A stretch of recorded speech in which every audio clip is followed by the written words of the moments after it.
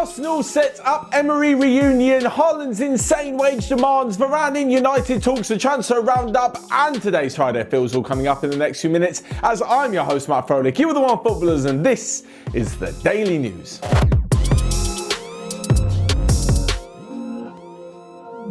So first up, Arsenal set up a reunion with former coach Unai Emery in the semi-finals of the Europa League after a fantastic 4-0 win against Slavia Prague. Honestly, complete hats off to Arsenal.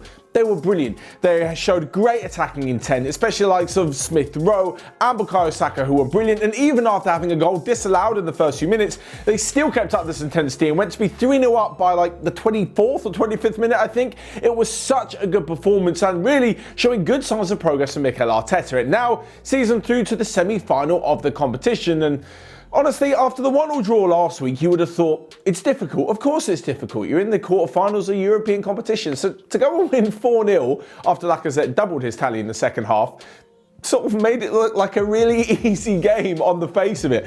Probably because Arsenal was so good. That's the kind of score you'd expect in the group stage or in one of the qualification rounds. But anyway, Arsenal are through and they will, of course, like I said, meet former coach Unai Emery, who is now in charge of Villarreal. That is because the Spanish side made it through past Dinamo Zagreb with a 2-1 victory last night, meaning they won 3-1 overall. And as for Unai Emery, he knows his competition better than most managers on the planet. Having won it 3 times with Sevilla, made it to the final with Arsenal where they lost to Chelsea and Baku a couple of years ago, he knows exactly how to get his teams there and to take the trophy home. But of course, it is a rather daunting opposition in the form of Arsenal, who I think at the moment and on current form are probably going to be favourites heading into this tie. The one bad news of the night actually for Mikel Arteta's men was that Aubameyang has contracted malaria, so may be out for quite some time. In the other semi-final though, Manchester United have made it, and this one isn't too much of a surprise. They beat Granada comfortably last week, they beat Granada comfortably this week, so that sees them through to the semi-finals. Ole Gunnar Solskjaer is hoping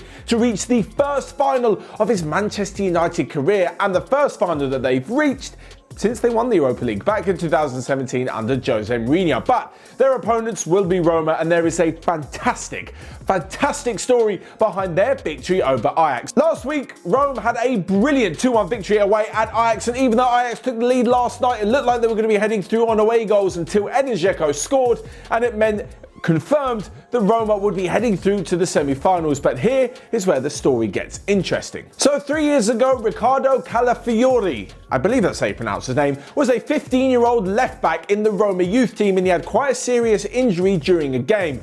That following week, Edin Dzeko scored a hat-trick in the Champions League and dedicated his goal to the 15-year-old who was injured. And now, 3 years later, that same player is in the first team and provided the assist for Dzeko's goal last night that saw them through to the semi-final of the Europa League.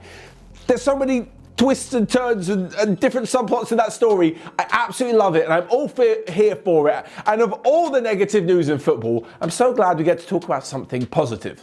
Right, moving on then, and to quite mind-blowing, extraordinary numbers, and that is apparently Erling Haaland's demands should he move in the summer for his wages. Apparently, he wants what is equivalent to just under 3 million euros per month, around 35 million euros per year, and something ridiculous like 750,000 euros per week.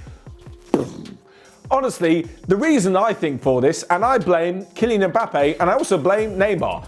The reason being, Neymar is on 35 million euros per week. Neymar is on 35 million euros per year as a salary at PSG. Now, Kylian Mbappe, seeing his importance to PSG in relation to Neymar, obviously wants the same if he's to sign a new contract. And therefore, because of the whole Messi versus Ronaldo, and the next Messi versus Ronaldo is supposedly, according to the media, Kylian Mbappe versus Erling Haaland, whatever Kylian Mbappe gets, Erling Haaland, maybe not him, but probably his agent Mino Raiola, is probably whispering in his ear, wait a minute, if you're one half of this rivalry, and this is what Mbappe earns because of Neymar, then this is what you should be earning as well. It's a domino effect, and it's seeing just such an insane amount of money. I don't even know what Erling Haaland was making a couple of years ago when he signed for RB Salzburg. My guess is he was earning between 5,000 and 10,000 euros per week in Austria. Maybe 5,000 euros per week, something like that. Anyway, 2 years later, he's an unbelievable forward, one of the best in the world. Do not get me wrong, but what an insane jump to 750k. And the one thing I will say, I have no issue with how much money footballers earn. It's a supply and demand thing. If everyone wants to watch football and everyone pumps their money into the sport and there's a lot of money spare and teams want to buy the best players, the players can't really be blamed for taking the money when it's offered to them. However, if Haaland is to have such ridiculous wage demands that even the teams that he actually wants to play for, apparently Real Madrid, can't even afford him, what's he doing? Like, imagine pricing yourself out of your own sport that you enjoy playing.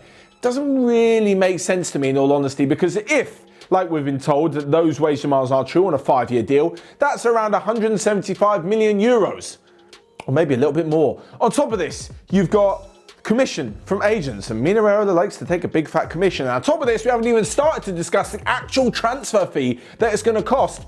Bringing Haaland in for any club this summer is probably going to be, when all things considered, over 400 million euros, and that's just not going to happen.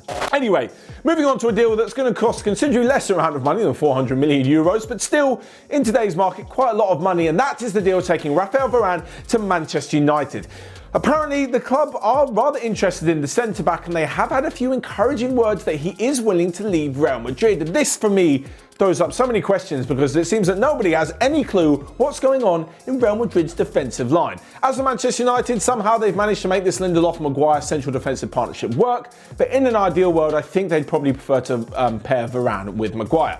As for Real Madrid, because of necessity, Nacho has played more than necessary this season and has been very good, which throws a bit of a spanner in the works because no one would really have him as the starting centre-back. Not because he can't, because he can, because we've seen he clearly can do it, but he's just not a big name, and certainly throughout the last few years at Real Madrid, he's taken that squad player role. Anyway, he's done well. Militao's been forced into the centre, done a pretty good job as well. We don't know whether Sergio Ramos is going to sign a new deal. Varane looks like he might be leaving. Who else is there? There's David Alaba, who could potentially join the club. Apparently, he has signed a pre-contract agreement, but it won't be announced just yet. I'm not quite sure what's going on with Real Madrid at central defence, so if they're so happy to lose Raphael Varane at the moment, I'm not quite sure what's going on. I know his contract runs out in 2022, but when you look at all the defenders, I think Nacho's a squad player. I think Eder Militao hasn't made it yet, certainly to his full potential. Sergio Ramos is 34, maybe 35. Who else is there? Raphael Varane, despite the fact his contract is running out, is in his prime years, I think he's 28 years old, is probably their best defender alongside Sergio Ramos. So why out of all of them they're going to let him go? I don't know. Real Madrid fans, you guys let me know in the comment section below. Manchester United fans, how excited would you be if you managed to bring him in? One more name though, because we'll throw a load of defensive names out there. If Varane does leave, apparently Real Madrid have Jules Koundé, the Sevilla defender, on their radar, but who doesn't? He's a brilliant defender. Pretty much every team in Europe who wants a brand new centre-back is looking at him. Moving on then to the transfer roundup and some of the news that you might have missed recently. And Alessio Romagnoli is on the transfer target list of Barcelona should they let Samuel Umtiti go in the summer. Elsewhere, in 14 years after leaving Watford, they are now preparing to offer a 1-year contract to Inter Milan's Ashley Young to see him return to the club. Elsewhere, and Carlo Ancelotti is open to listening to offers for out on loan striker Moise Kean. And lastly but not least, Karim Benzema is this close to signing a new deal at Real Madrid, which will see him through to the end of the 2022-2023 season. Okay then, finally we come to this week's Friday Feels. This is where you guys leave your footballing predictions in the comment section down below, and we read out a few of the correct ones on Monday. A massive weekend of football. I say that every week. I just get excited about the weekend's football. First off, there's a massive FA Cup semi-final between Manchester City and Chelsea. Both teams are in pretty good form. Both teams are on a high after getting through to the semi-finals of the Champions League. The record, though, for Chelsea against Manchester City at Wembley is terrible. I think they've met 3 times in various competitions and have lost all 3 of them. So giving that form and the form Man City are in, I'm going to say Manchester City are going to edge it just 2-1. Elsewhere, and there is a Copa del Rey final. Not last year's Copa del Rey final, it was played a few weeks ago, but this season's Copa del Rey final in Spain. And I think Athletic Bilbao are going to end up 1-0 losers, unfortunately, to Barcelona. And finally, in the Bundesliga, I think it's going to be a bit of a shock for league leaders Bayern Munich, as they're going to go down 2-1 to Wolfsburg. That's all from me then today. Make sure you check out everything else we've got going on. Have a great weekend, and until next time, I will see you guys later.